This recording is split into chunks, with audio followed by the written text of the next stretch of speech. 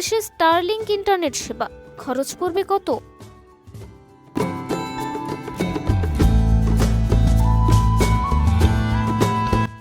বর্তমান বাংলাদেশে বিদ্যমান ইন্টারনেট সেবা সাবমেরিন কেবল নির্ভর। স্টারলিংক ইন্টারনেটের সেবা দেয় স্যাটেলাইট ও কৃত্রিম উপগ্রহের মাধ্যমে, যা পুরো বিশ্বকেই উচ্চগতির ইন্টারনেট সেবা দিতে পারে।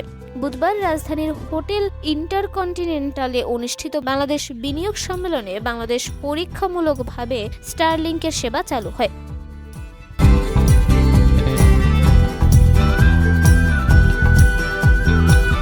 সম্মেলনে বাংলাদেশ স্যাটেলাইট কোম্পানি লিমিটেডের স্টলে বিশেষ কিউআর কোড ব্যবহার করে দর্শনার্থীরা বিনামূল্যে স্যাটেলাইট চালিত ইন্টারনেট প্রযুক্তির গতি পরীক্ষার সুযোগ পেয়েছেন। সেখান থেকে স্টারলিংকের ইন্টারনেট ব্যবহার করে সম্মেলনের কার্যক্রম সরাসরি সম্প্রচার করা হয়। গত 29শে মার্চ বাংলাদেশ বিনিয়োগ উন্নয়ন কর্তৃপক্ষ স্টারলিংকের বিনিয়োগ নিবন্ধন দেয়। 90 কার্যদিবসের মধ্যে কার্যক্রম শুরু করার অনুমোদন থাকলেও সেই সময়ের আগেই চালু হলো স্টারলিংক। গত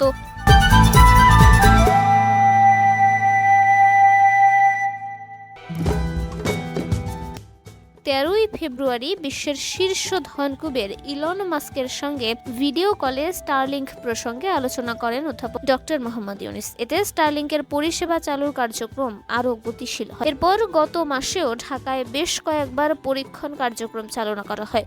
প্রযুক্তি বিশ্লেষকরা মনে করেছেন, বাংলাদেশে তাদের পরীক্ষামূলক যাত্রার মাধ্যমে এক নতুন যুগের সূচনা হলো।